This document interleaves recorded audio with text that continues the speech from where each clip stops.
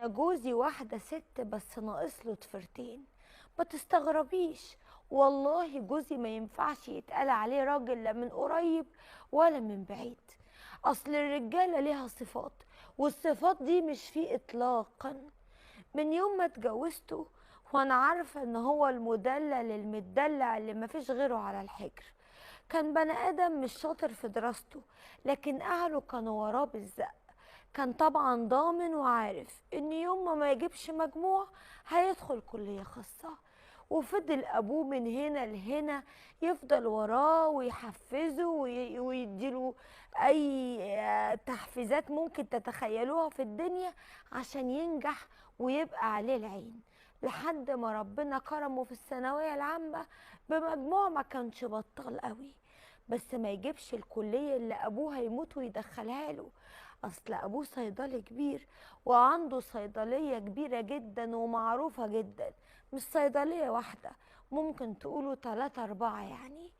المهم، اسم النبي حرصه وصينه، فضل في الثانوية العامة لحد ما جاب المجموع اللي عرف بيه أبوه يدخله كلية صيدلة خاص. ودخل كلية صيدلة خاص وبقى صيدلي. صيدلي وضامن مكانه، عارف انه هيتخرج هيشتغل فين على طول. وفعلا أول ما اتخرج اشتغل في صيدلية من صيدليات باباه. ما هو ما عندوش مشكلة، يشيل هم ليه؟ ما طول ما ماما عايشة وبابا عايش مش هيبقى فيه أي مشكلة. ويا ريته بقى اشتغل بجد وشال المسؤولية. ده كان بيروح بمزاجه وبيغيب أكتر ما بيروح. أصله يروح ليه؟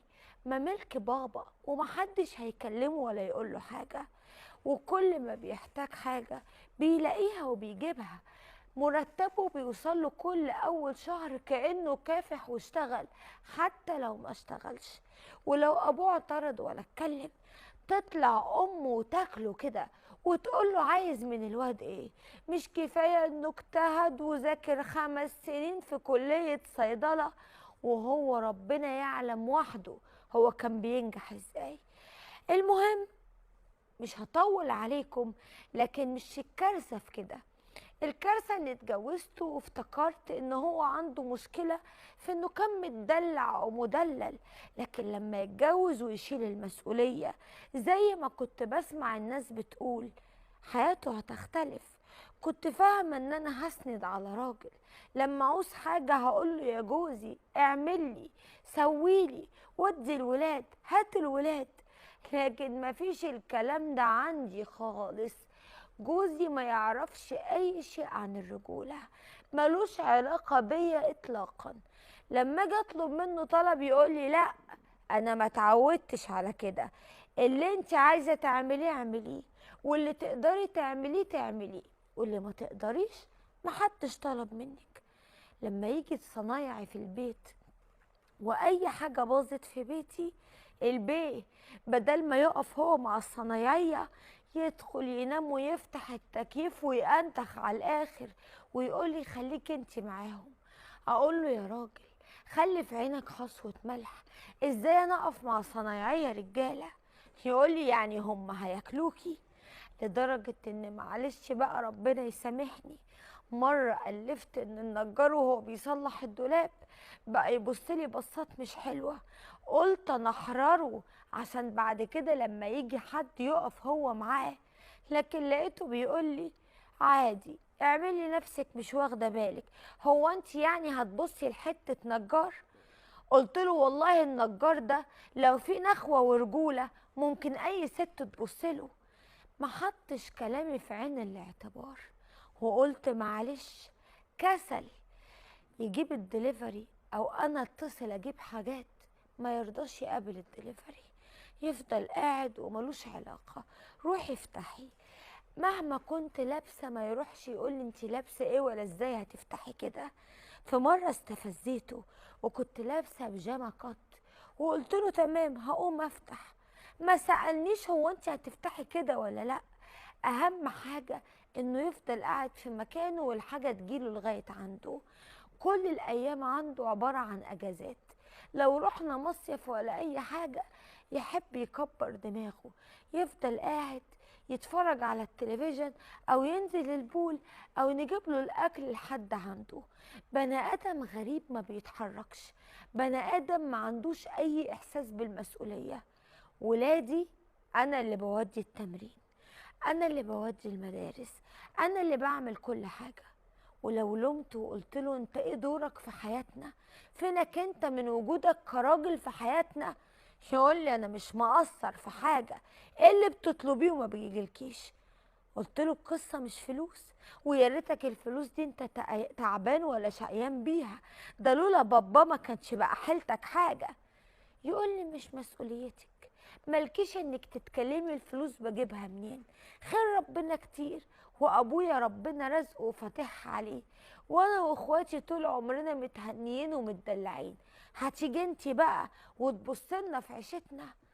هقول له انا ما ببصش في عيشتكم، بس ارجوك ارحمني، ارجوك خليك راجل. نفسي احس ان انا ساندة على راجل، مش على حيطه مايله. نفسي كده لما يحصل لي موقف اعرف انك هتدافع عني. كنا ماشيين مع بعض الساعه 2 بالليل وعادي ولا همه، الكلاب كانت في الشارع وكانت كتير جدا جدا، وكلها كانت بتهوهو علينا، وهو ولا اكنه يعرفني، بيسحب نفسه وبيمت، وانا وراه عماله اناديله اقول له قرب، حرام عليك انا خايفه، ولا اكني بنادي. كل ده كنت بعديه ومكبره دماغي، مواقف كتير من دي واكتر واكتر واكتر، وكنت مكبره دماغي. شكلي قدام اهلي اللي كان دايما زي الزفت وكنت مكبره دماغي. عمري ما اعتمدت عليه في شيء، عمري ما طلبت منه شيء وعمله، عمري ما تعبت زي الستات وجي معايا للدكتور. حتى وانا حامل عمره ما كلف خاطره انه يجي معايا مره، وكان دايما يقول لي امال امك واهلك لازمتهم ايه؟ اقول له وانت لازمتك ايه؟ مش انت جوزي؟ يقول لي انت عارفه اني ماليش في المشاوير دي، انا بتخنق وما بحبش الفرهده. كل اللي فات كنت بعديه وما كانش عندي فيه مشكله، لكن لما يوصل بيه الامر انه يركبني انا وبنتين الاتنين الساعة 3 الفجر مواصلات عشان نرجع من اسكندرية، كل ده عشان هو مش عايز يركب مواصلات وراح ركب في عربية اخوه. احنا كنا ماشيين كلنا مع بعض، وانا كنت فاهمة اني زي ما رحت زي ما هرجع، لكن للأسف واحنا راجعين حصلت قصة كده، وبقى في ناس مفروض ان هم يركبوا في العربية معاهم، وما بقاش انا وبناتي ليا مكان. افتكرت ان جوزي هيبقى زي اي راجل، هيقول خلاص وهياخدني انا وهو وبناته ونروح نركب مواصلات عشان نرجع بيها، او يجيب لنا عربية مخصوص طالما ربنا فاتحها عليه. لكن الغريب كان موقفه، لقيته بمنتهى البرود، قال لي مفيش مشكلة، انا هروح اركبك من الموقف انتي والبنات، وانا هرجع مع اخويا في العربية. قلت له يعني ايه؟ يعني انت مش هتيجي معانا؟ يعني انت هتسيبني ارجع انا والبنتين الساعة 3 الفجر لوحدنا؟ قال لي معلش، اصل انا مش واخد على بهدلة المواصلات، بتعب وبقرف. قلت له طب خلاص جيب لنا عربية خاصة تاخدنا. حاول انه يجيب عربية، لكن في الاخر قال لي للأسف مفيش ولا عربية متاحة انها تيجي. مفيش مشكلة. قلت له يعني ايه مفيش مشكلة؟ هتسيبني انا وعيالك لوحدنا الساعة 3 الفجر؟ ليه؟ طب خلاص خليني انا اركب انا وعيالك، وانت خد واحد من اصحابك اللي عايز تركبهم العربية وروح انت اركبوا مواصلات. راح قال لي لا ما ينفعش، اخويا عنده رغبة انه يركب اصحابه دول. قلت له ده اخوك عنده رغبة انه يركب اصحابه ومراتات اصحابه، وانا اللي كنت جاية معاكم في العربية، هتتشطروا عليا انا وترجعوني مواصلات؟ طب ما فيش مشكلة لو انت هتركب معانا، لكن ازاي هتقدر انك تأمن علينا نركب في ميكروباص فيه اكتر من 14 فرد ولا همك ولا في دماغك؟ راح قال لي هو ده اللي عندي، ما تزهقنيش، انا مش شايف ان فيها مشكلة ولا ازمة، هتركبي وهتوصلي، ومع بال ما انا اوصل هتكون انت وصلتي. رحت انا قلت له انت شايف كده؟ قال لي اه، هو جديد عليكي؟ ما انت طول عمرك بتركبي مواصلات، ما انت كنت بتروحي الجامعة بمواصلات، لكن انا مش واخد على كده. انت عارفة ان انا كنت بركب العربية للجامعة بتجيبني وبتوديني، ولولا ان العربية بتاعتي فيها مشاكل كنت زماني دلوقتي ما بقاش في مشكلة. مش قادرة تشيليني مرة عشان عربيتي باظت؟ قلت له انا مش مشكلتي في عربيتك اللي باظت، انا مشكلتي انت مش هتخاف علينا كالعاده؟ ما عندكش اي مشكله؟ ما عندكش اي احساس بالغيره تجاهي ولا تجاه ولادك؟ مش خايف حد يقعد جنبينا يضايقنا؟ زي برضو لما بتخلي الدليفري يجي عليا في اي وقت وانا اللي افتح له. عمرك ما سالتني انت نازله رايحه فين ولا جايه منين؟ عمرك ما وقفت جنبي؟ عمرك ما وديت ولادك التمارين؟ عمرك ما جيت معايا الدكتور؟ كل ده كنت بعديه، لكن دلوقتي ههون عليك. بدل ما تقول لاخوك زي ما مراتي جت معايا تمشي معايا، لا اما انا اللي هاخدها وامشي معاها. لقيته بيقول لي انت على طول عايشه في الدراما، والدراما كوين قرفتنا في عيشتنا. خلاص بقى، زهقتينا يا شيخه. هو ده اللي موجود.